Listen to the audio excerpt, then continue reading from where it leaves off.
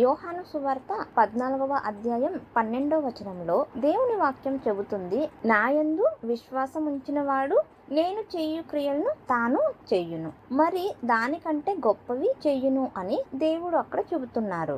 అలా అయితే ఈ రోజుల్లో మనలో ఎంతమంది ఆయన చేసిన వంటి క్రియల్ని చేస్తున్నాము? ఇది చెప్పిన వెంటనే మనం అనుకుంటాము, లేదు లేదు, అది దేవునికి మాత్రమే సాధ్యం.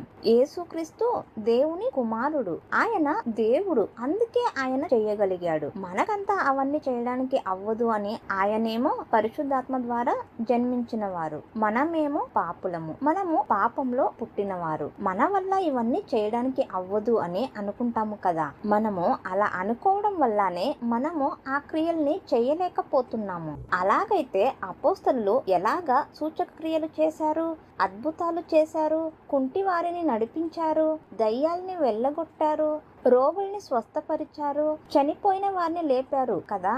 మరి మనకెందుకు చేయడానికి అవ్వటం లేదు? వాళ్ళు మనలాగే మనుషులు కదా.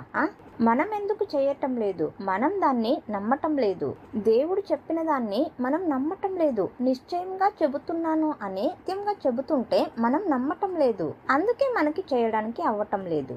ఇంకొక విషయం, ఆయనేమో పరిశుద్ధాత్మ ద్వారా జన్మించిన వారు, మనమేమో పాపులము, పాపంలో జన్మించిన వారు అనుకుంటాము కదా. కానీ దేవుని వాక్యం చెబుతుంది, యోహాను సువార్త 1వ అధ్యాయం 12, 13 వాక్యాల్లో చూసినట్టయితే ఇక్కడ 12వ వచనంలో చెబుతుంది, ఎవరైతే ఆయన యందు విశ్వాసం ఉంచారో వాళ్ళకి తన పిల్లలయ్యే అధికారాన్ని ఇచ్చారు అని. మరి 13వ వాక్యంలో అక్కడ చూసినట్టయితే వారు దేవుని యందే జన్మించారు అని రాయబడి ఉంది. యేసుక్రీస్తు పరిశుద్ధాత్మ ద్వారా కదా పుట్టారు. మనము కూడా ఏమై ఉన్నాము? దేవుని ద్వారానే జన్మించాము. దేవుని వాక్యం చెబుతుంది, ఒకడు నీటి మూలంగాను ఆత్మ మూలంగాను జన్మించే గాని వాడు దేవుని రాజ్యం చేరడు అని. మనం ఏమై ఉన్నాము? నీటి ద్వారాను ఆత్మ ద్వారాను జన్మించి ఉన్నాము. యేసుక్రీస్తు ఎలా అయితే ఆత్మ ద్వారా జన్మించారో అలాగే మనము కూడా పరిశుద్ధాత్మ ద్వారా జన్మించాము. దేవుని పిల్లలై ఉన్నాము. మనకు కూడా అవన్నీ చేయడానికి అవుతుంది కదా.